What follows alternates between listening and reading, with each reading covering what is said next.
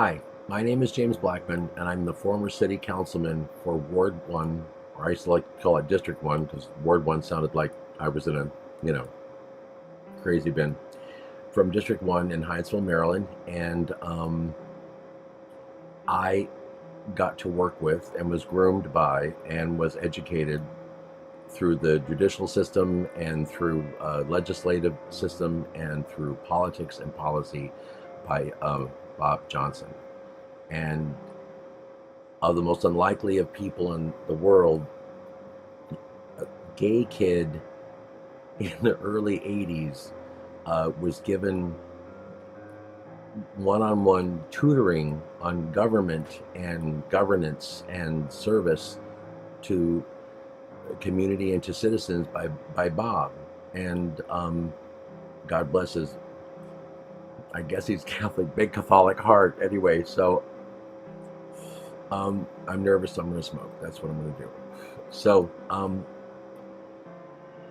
I was on the city council for a little while, and Bob used to sit near me at the city council meetings, and he could whisper to me because it was like, no, don't second it now, or whatever. And he kind of helped me get my balance in doing something I'd never done before. I was a middle-class kid, and I experienced an extensive period of poverty with my mom and lived in a trailer and was kind of a street kid, and didn't have any formal education, and but had big dreams and huge desires, but wasn't sure if I was eligible. And this guy named Tony Sikora came into the city council chamber, and if you ever saw him on TV, you could smell his cologne through the glass. And he had on some kind of bad 1970s Nick shirt and, I don't know, some Elvis glasses. I thought he was an Elvis impersonator. And I leaned back to Bob and I said, is this like an Elvis impersonator? And it was just mayhem in high school up there. And because the fact that I was from Los Angeles, and we like to say we live 25 years in the future, what happened is he goes, we're going to be having free hot dogs for the senior citizens in, Ormond McGregor Park or something. And I was like, hot dogs for senior citizens? Those are made out of pig snouts and assholes. I said, in nitrates. What is this? Is this some kind of Holocaust senior citizen like kill off you're doing or something for Medicare? I said, why are you giving him that? How come you're not giving him fruit? Or oh my God, he read me to filth in front of everybody. What a horrible, horrible man. But I guess for civilized, educated people, that would be frightening. But for me, it was just like, that's it. I'm going to cut you.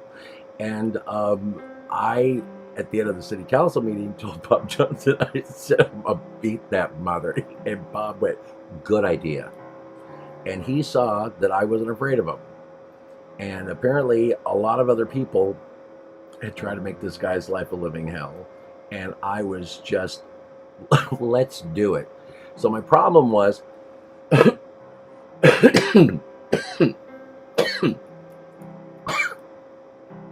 problem is anything I wanted to do in my district, I would have to take it to him in Upper Marlboro at the Prince George's County Council, and he blocked everything I wanted to do.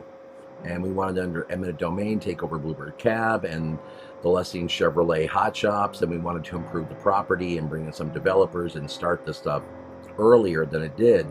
And he was blocking all of that, and it was blight. The property owners weren't taking care of it, and Hyattsville was being completely, handcuffed by a lack of action, and the people who owned property didn't need to be impugned by the poor planning of a couple of property owners. It was just unjust. So we were going to go ahead and say, fix it up, sell it, or do something, but you're not going to sit here and make this thing look like Beirut, So, old joke from the 80s. Sorry, I'm sure Beirut's beautiful now. Anyways, or maybe it was and then it isn't. So what had come along was a thing called the Judicial Center, which was a $140 million project set for Annapolis, Maryland. And as we all know, Annapolis, Maryland is the Beverly Hills of Maryland, and they needed another big project. It was like gilding the lily. And Bob thought, with the diversion I was throwing up on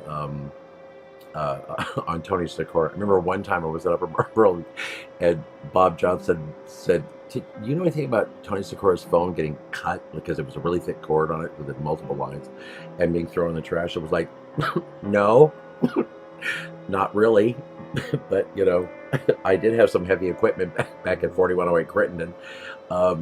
Yeah, I went up there with just a big pair of wire cutters and just made mincemeat out of his office. Anyway, allegedly. So while he was off balance and running around and taking a leave or whatever the heck he was going to be doing or what he was going to be stealing next and stuff like that, we went to go after this $140 million judicial center and ask the state legislature if they would reappropriate it for my district. They would have a greater impact for property value and jobs and the beautification of Route 1 and the target area, which was that corridor there, working on Melrose Crossing, trying to do something with that train that starts blowing its horn in Pittsburgh and doesn't shut it off until it's in like Alexandria, Virginia. It's just like, I got it, the train's coming. So I was working on all those things to try to improve the quality of life for the citizens in that area, and he preps me to go to Annapolis, and I'm just working on the prep material and how I'm going to present this and what I have to say and who has to vote with me and learning that whole deal. And I got there and I had no idea what I was walking into. I never considered the fact that this used to be the nation's capital at one point, that our founding fathers were in and out of those buildings, and you could see the footmen and the rice wigs, and the area that I spoke was a marble parapet that went out that had, as I would say in Los Angeles, it was so old it had places for candles, so you could read your documents up there, and you oversaw the room, which projected your voice because there was no amplification. And I had never, the antiquity of it and the time that had been there and the stained glass ceiling just halted me and humbled me. And I looked at Bob and said, he saw I was froze. And he said, just read your document and you'll be okay. And I was sitting there and Tom Bass was with me, our mayor, and they said, okay, you're up. And it was, oh my God. And I walked out there and I started to read from my document, and I turned to Bob and said, I'm so overwhelmed. And Bob smiled and said, then tell them.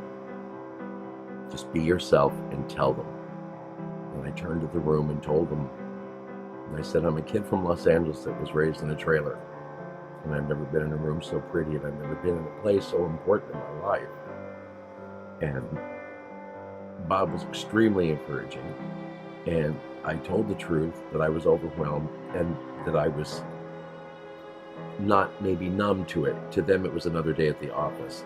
But to me, it was like I was standing in some amazing MGM movie set, some elaborate founding of our country, To Kill a Mockingbird, Gone with the Wind moment. And it was a little too much for my Western eyes. And the day was won, and Bob was very proud, and everyone voted to give us the Judicial Center. He made me believe that I was bigger than I was, and that I was capable of things I never dreamed I would be capable of. I went on to take those same talents and appeared before the city council in Los Angeles and city councils in the West, and ruled the roost and knew how to handle that forum. And my success in being able to communicating with local governments and with state governments all goes back to Bob Johnson. And I'm so sad that I couldn't tell him this to his face. I'm so sad that the time slipped through my fingers. I recently lost my father and my mom, and in the last few years since the economic crash has been a little tough, even though I'm good and I'm back on my feet and everything's okay. But it's been a tough time, and I never had a chance because of that and other things to thank him for his thoughtful and kind and amazing impact that he had on my life, that for his family. Bob is alive and well in my ear, and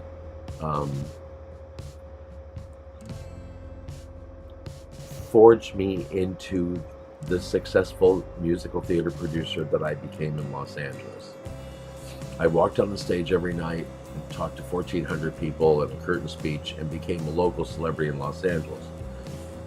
because he took my hand and walked me to the state legislature and had me speak to the entire House in Maryland at our state house. And that was pretty big stuff for where I came from. And it was for him and the opportunities and the education that I wanted to take some time to say that he was an amazing man, and I love him, and I think about him a lot, and I tell that story to anybody who will sit still and listen. Although when I say it, I'm not as weepy and I'm a lot funnier. But he was a very nice man, and he took care of me and my mom, and he was hysterically funny. I loved his wife, and his daughters were sweet, and I had a great experience. And Bob was an amazing man who helped me become a successful man from when I was a kid. God bless all of you, and my heart's with you today, and I'm sorry that I will not be able to be there to pay my respects in person. I just learned of it through the mayor's son, and I put this video together in hopes that it would at least stand in for my respect for the service that he gave and for the kind of government worker that believed in good things for cities and good things for their citizens and understand the sense of fair play. He was a respectful, amazing person, and today, the way things are going, is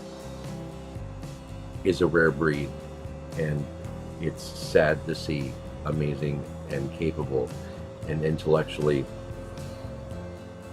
adept people who know how to make things work. It's sad when they go. So my heart goes out to all of you today. Thank you so much, and thank you, Bob. You gave me the most amazing tools to kick some major ass here in Los Angeles when I got home, and to achieve my dreams of becoming the largest musical theater producer and award-winning producer in all of Southern California. That's the effect that Bob Johnson had on my life. Thank you very much.